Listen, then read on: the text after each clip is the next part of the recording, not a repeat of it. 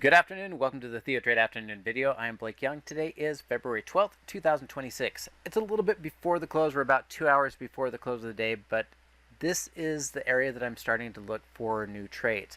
I thought it'd be interesting to talk about things that we normally don't talk about and sectors we don't necessarily focus on normally. But before we get into that, I do want you to see that we've tested this, dropped, tried higher, dropped, tested the equal to lower high, so we're still in a double top, triple top type of formation. And the sell-off today, if we close below 683, I do think we're going to easily drop down to 678 and probably go down to 669. Now, that's the broad market.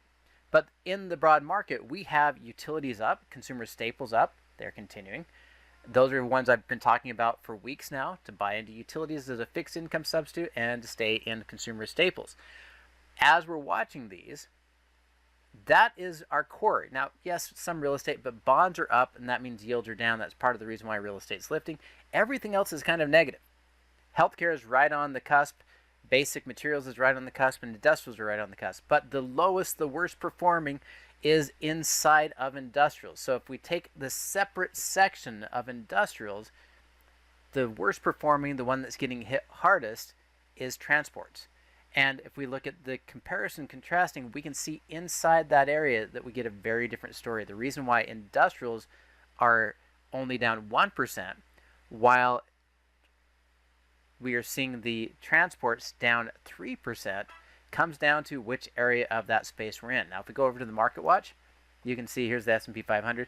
There's some gray areas. NVIDIA, Microsoft, Google are all flat for the day. That's why those are gray. And we have a lot of red. But the area that we're seeing green again is consumer staples. If we go into the healthcare space, there's only a few that are holding up healthcare to be flat for the day. There's a lot more red as far as individual stocks, so we're rotating out of the weak into the strong. And we're doing the same thing in industrials. If I click into industrials and focus on this, you can see there's only a couple of big green ones that are lifting the entire industrial section to be less negative than it really is. Transports and transportations, IYT, ground transportation, negative. If we look at these, those are the ones that are highly negative, and it is only, again, aerospace defense that are keeping that sector up. So if we take a closer look at IYT as a chart, you will see this reversal. Now pay attention to both the moving averages and the fact that we rallied. That's a buy signal. We rallied, hit the upper target, and in one shot reversed all the way through and hit the mid target right there at 78.66. This tells me if we come back up and get close to 80, the bearish pressure is still on, and not only are we going to go back to test 78.93, but probably down to 76.56. And if we can find individual stocks inside of transports, those should give us even greater odds and a managed point. And I would get to not just transportation like ground transportation, but air freight and logistics. You can see FedEx is flat for the day, UPS is down, Expeditors International, horrendous, and C.H. Robinson worldwide, horrendous on those moves. We can look at the ground transportation really quickly. You can see we have the negative here. They're smaller companies, 6% and 4%. And I'm not too worried about Uber or UNP or even CSX. These are just kind of neutral. What we're seeing is a significant drop in Expeditors, the worldwide shippers and logistics companies. So are we seeing a slowdown globally? Can a move like this that erases everything we've seen for 6 months not have follow through? Especially when we have volume that dwarfs everything else that we've had all year. And as we see, C.H. Robinson, same thing, erasing 6 months of data, erasing all of it right to the zero. So it's not time to go short yet. But can this not feed in to UPS and FedEx? So as I'm watching these, I'm looking at this and saying the fact that FedEx is not moving today is 0.03%, 11 cents on a $367 stock. Can this maintain if we're seeing Expeditors and international shippers struggle? If we see an erasure of 6 months, is this the spot we want to trade? Now I started this with FedEx and looked to see if we could get paid for a 42 Delta by selling the 375 and buying the 380. It says we'd get $1.45. Anything over $1.25 for a $5 wide spread with that probability is a reasonable trade for me. The spreads are really wide here. If you're going to do these types of trades, you're going to really have to work that order and not accept anything less than $1.25, $1.30. And that means if it doesn't fill, it doesn't fill, and you're looking for another trade. That would be my preferred, selling the peak, selling the vertical, selling the premium at the peak. But if we can't get that to fill, then I would go back in and say, okay, can we get something that is going to be a better price fill? And to see the huge volatility in the spreads in there, can we get a better fill if we do a diagonal and look for that same kind of drift lower? Well, the spreads are still very wide, and $4 wide on the strike that is $10 wide. That's not going to work for us. That's way too large. If we look at this delta closest to 70, it's that same $4 on a $400 stock with a $10 wide strike. I don't want to pay 40% of the strike width, as that's going to make it highly expensive. But I still like the setup. I still like the trade. So I would be looking at this and saying maybe it would be worth doing an out-of-the-money option or an out-of-the-money calendar. If we're trying to look at this to drop down, similar to what we just saw in Expeditors, then we could see 6 months erased. If we give ourselves 2 months, the cost of the trade would be lower, the spread would be tighter if we went out 1 or 2 standard deviations. So you can see this one right through here, just $1.80, so a lot cheaper. And if we buy the 350 and sell the 350 for March, this calendar is a tighter spread than what we just saw in the other ones.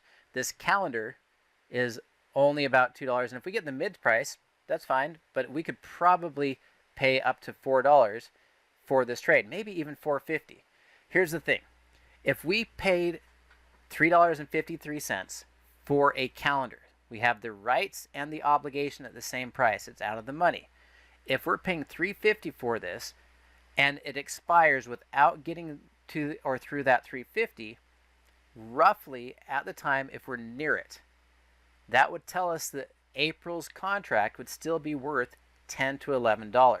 So this calendar is saying you give me $3.50 or $4, and if we get close to that target by the first week of March, or the expiration of that March contract, you will have a 3 times value or a 200% reward off that calendar. So for $350 risk, you can end up getting a 200% return.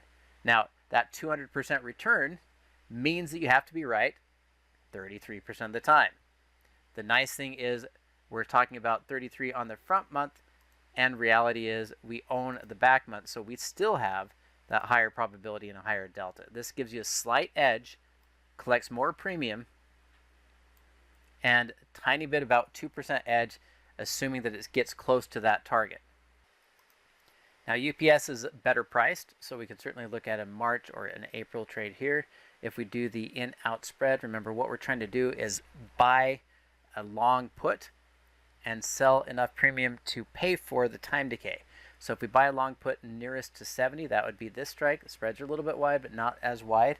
And so we could buy that. I actually like the 125 better because it's shifted. This is inexpensive. So let's go with this one, 125. We're going to pay $2.90, and we're going to do an in-out type spread.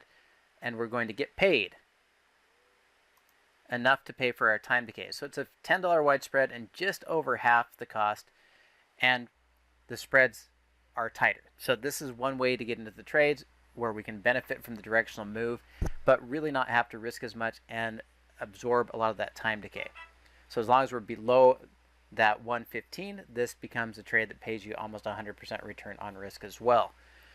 And in the meantime, if you say, well, but look at the aerospace defense, they're going way up. Correct.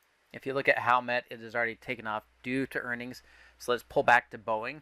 And Boeing, if it's going to close above 242, then the target's 254. Not a huge move as far as the chart's concerned, but we're talking about 4, maybe 5%. It gave you a buy signal here, pulled back, and is setting up for a potential buy signal again. I think Boeing is a reasonable spot to be. Lockheed Martin over here. You can see that we've bounced. We are approaching a retest of the high. I would like to see it approach the high with higher volume or pull back to give us a lower cost trade. So I don't mind stepping into these RTX, but you've got to step in at the right price, and we don't chase moves. So as we're looking here, RTX is breaking out. I think you can see that we're already going to hit 202, but 210 is on the table. And if we go from 200 to 210, a $10 move is a 5% climb, and that could be done with the stock or the options, as it's probably going to hit that in a matter of 2 or 3 days. All right, that's going to do it for me today. Thank you for watching. Watch out for these sectors that we see pivoting. You can see them break apart where some of the stocks are going to go up and some of the stocks are going to go down. Pay attention to the big players when they don't move, when the smaller players move super dramatically, and it can be your warning on the bigger players inside each of those sectors. Join me in the main room tomorrow and have a fantastic day.